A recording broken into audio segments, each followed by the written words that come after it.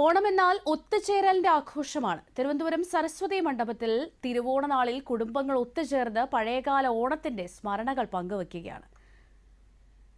ആഘോഷ കൂട്ടായ്മയ്ക്കൊപ്പം ഞങ്ങളുടെ പ്രതിനിധി വിവേകും അവിടുന്ന് ചേരുന്നുണ്ട്.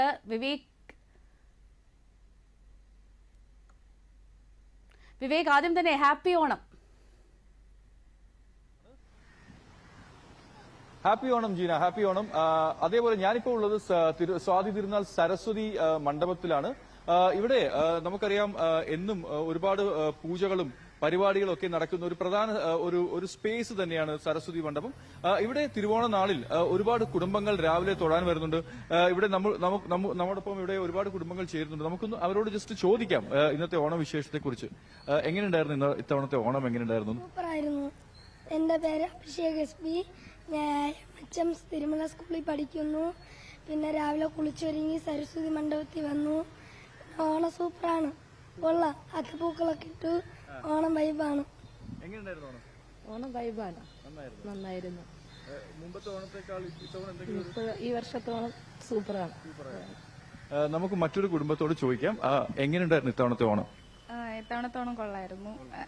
അമ്പലത്ത് പ്രാർത്ഥിക്കാൻ വന്നു. പിന്നെ വീട്ടില് സദ്യ അതൊക്കെ ഉണ്ട്.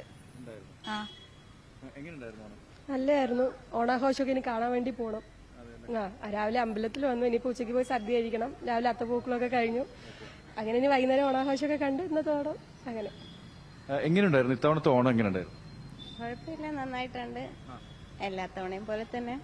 വിശേഷിച്ച് എല്ലാത്തിനേക്കാളും നമുക്ക് പ്രിയപ്പെട്ട ഒരു ആഘോഷമാണല്ലോ ഓണം. അതുകൊണ്ട് നന്നായിട്ട് പോണ്. സന്തോഷകരമായിട്ടുള്ള ഒരു ആഘോഷം. പണ്ടൊക്കെ ഓണം ആഘോഷിച്ചത് നമുക്ക് വീടുകളിലൊക്കെ ആയിരുന്നല്ലോ ഉള്ളിൽ. ഇപ്പൊ ആൾക്കാർ പുറത്തേക്ക് നീങ്ങുന്നു.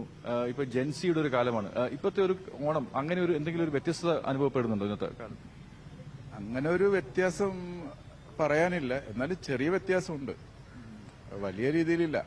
എന്നാലും പക്ഷെ ഇപ്രാവശ്യത്തെ ഓണം ഇത്തിരി മഴ കൂടുതലാണ്. അങ്ങനത്തെ ഒരു ഇതാ. വൈകിട്ട് എന്താണ് ഇതിന് ശേഷം എന്താണ്? വൈകുന്നേരം കനകക്കുന്ന് പോകണം. അങ്ങനെ അവിടെ ലൈറ്റിംഗ് എല്ലാം കാണണം. അങ്ങനത്തെ ഒരു ഇതാണ്. ഓണാഘോഷം എല്ലാം കാണണം അതിന്റെ.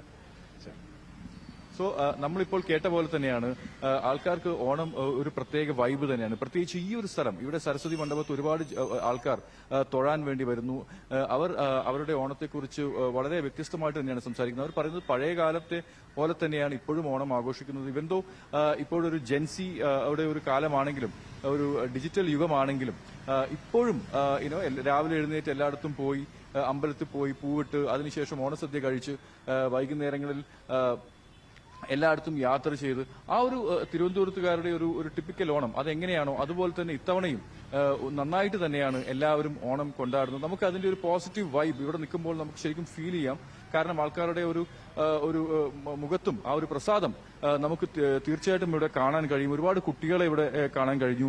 മുതിർന്നവരും എല്ലാ പ്രായത്തിലുള്ള ആൾക്കാരും ഇവിടെ രാവിലെ മുതൽ തൊഴാൻ വരുന്നുണ്ട്. അവരോടൊക്കെ നമ്മൾ ചോദിക്കുമ്പോൾ അവർ വളരെ പോസിറ്റീവ് ആയിട്ടുള്ള ഒരു വൈബ് തന്നെയാണ്. എല്ലാ തവണയും അങ്ങനെയുണ്ട്. പക്ഷെ ഇത്തവണ ഒരു പ്രത്യേകിച്ച് ഒരു കൂടുതൽ ഒരു പോസിറ്റിവിറ്റി എന്തുകൊണ്ടും നമുക്ക് ഫീൽ ഇവിടെ ചെയ്യുന്നുണ്ട്. Jeena, back to U.